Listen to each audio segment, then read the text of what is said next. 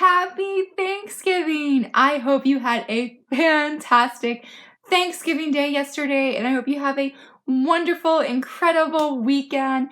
It was just awesome here, and just really, really thankful for meeting all of the wonderful friends here and making new friends and discovering new manga.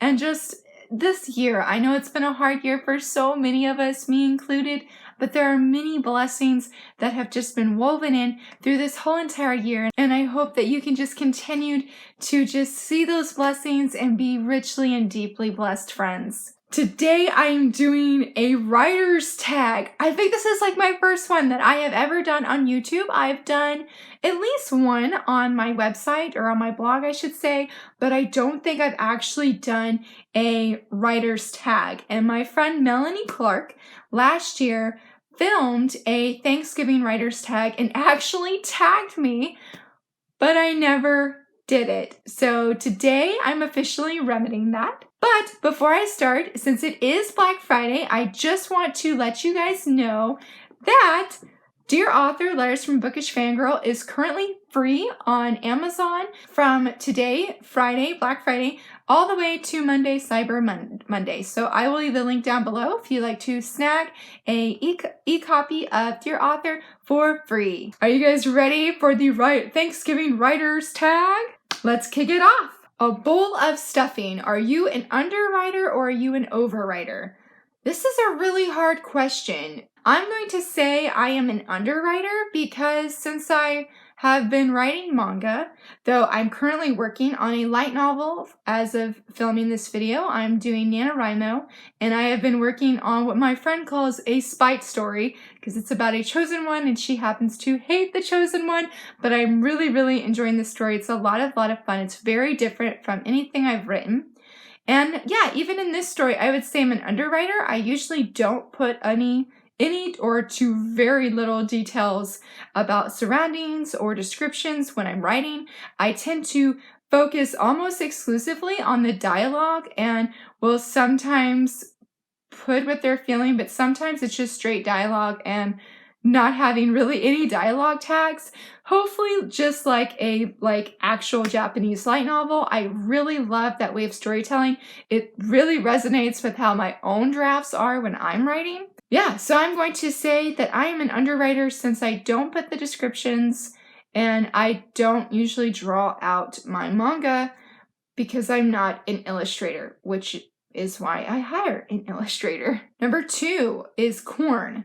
No corn, salty butter, or sweet corn, and are you a morning writer or an evening writer? It's funny because our family has never served corn at Thanksgiving, so I'm sort of like, corn at Thanksgiving? Like, it's an odd thing for me since, yeah, the past few years we don't ever eat corn for Thanksgiving Day. But if we did have corn, I'm definitely going to say salty butter. That is like the best kind of corn. And concerning, am I a morning or an evening writer? So it depends. For NaNoWriMo, I mainly have been writing in the mornings because that's usually when I feel most awake, like after I am actually awake, but it's when I feel most alert and able to write things. Before NaNoWriMo, I was writing in the evenings, but it's been really hard for me to concentrate and to focus on my story when I wait till the evening time, so I'm going to say a morning writer. Number 3, saying grace at the table. What chapter felt like a breakthrough idea that came to you? This is sort of a hard one. I'm going to say that a chapter that felt like a breakthrough is a manga that I'm not actually currently working on because I didn't know what happened next. But my husband had a dream concerning a different story that I had that I want to do, and he was like, hey, wonder if this volleyball that was a gift to one of my characters was actually from a volleyball player that is in a wheelchair, and that is why it is so special to this said player. And I was like, well, he mentioned that they were professional volleyball players. I'm like, well, my guys and my people are still in high school, so that wouldn't exactly work. But then the wheels started turning in my head, and I was like, it would be really incredible, and it just seemed to fit for this character that something happens that makes her wheelchair bound.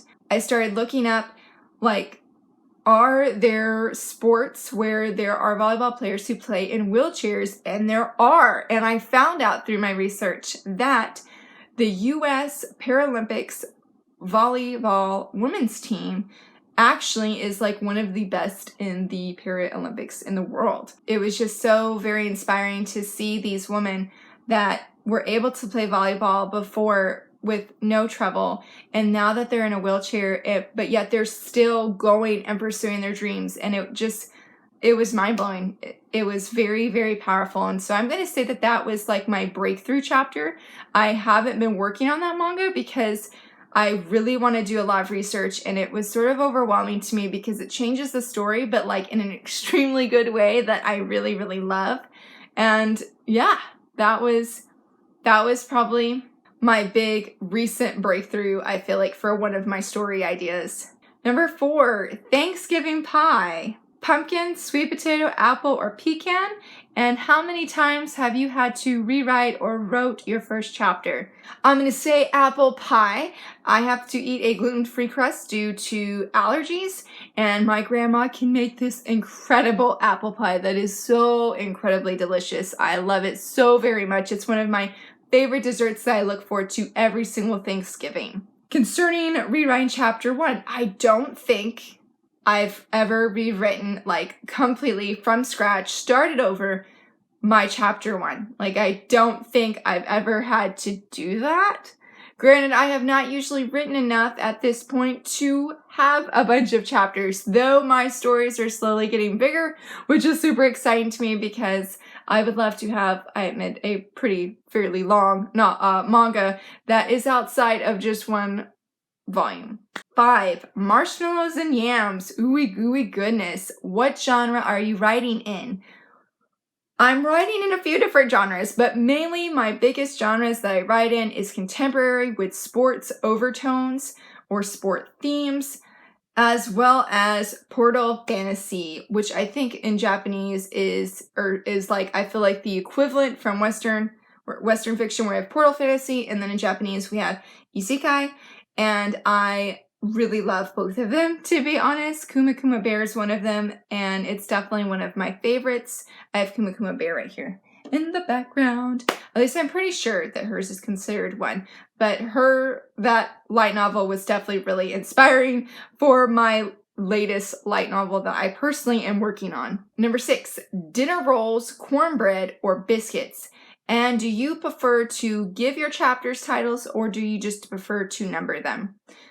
We sometimes will have dinner rolls on Thanksgiving Day, sometimes we won't. I think it just sort of depends on the time and how much time we have to squeeze them in, kind of thing. I have not really thought about giving my chapter titles actual titles outside of like numbering. I have not considered it. And this question actually made me think about like, yeah, I would love to have my light novel have actual chapter titles and not just numbers, because I think it'd be sort of fun. And I know Kuma Bear did some really fun chapter titles that I really, really enjoyed. So I'll have to think on that, because that would be really fun to start adding in like chapter titles, because I do enjoy them when I see them in fiction. 7, cranberry sauce. How long have you been writing or working on your book? So for this book right here for Nano, it was so unplanned, guys. Like, I'm usually the writer who will have a story idea, and then for weeks, sometimes months, I will think on this story. I won't write really anything down. I might write down like a few notes, or if there's like a picture that inspired it, I will save it. But actually writing it, I don't do until I have a fairly solid grasp on the story as a whole. But this story, which I am currently calling Being the Chosen One is Overrated. It's so funny, guys. I love it so much. But Being the Chosen One is Overrated. This story was inspired like 2 days before Nano. So that was, October 30th is when the idea for this story came to mind. I had no idea how it was going to unfold. All I know is I saw the beginning. It made me laugh. I loved this character, and I wanted to know what exactly happens next in this story. Number 8. ham or turkey, and which perspective is easier for you to write, male or female? So I like ham and I like turkey. I like to eat them both on Thanksgiving Day. So I can't say which one is my favorite because I love them both for different reasons. They both have different tastes and they're really, really delicious. Concerning which perspective I like to write more, I wrote my first male perspective earlier this year in October, and that was really exciting. It was very different. Usually I prefer and like to write from a female perspective just because I usually get really sucked into my characters, and that's just easier to do if they are a female. Number 9, gravy, sweet or salty protagonist or best friend. Salty protagonist. My protagonist is pretty salty. She's pretty, I almost want to say mean. She's a really nice person if she just hadn't been the chosen one and sucked into this fantasy world where she needs to save them. She's not exactly sweet about that by any means. But if she was in the real world, I like to think she's pretty sweet, but I really don't know how she is in the real world either. But I can definitely say she's very salty, and she thinks that being the chosen one is dumb. Very, very dumb.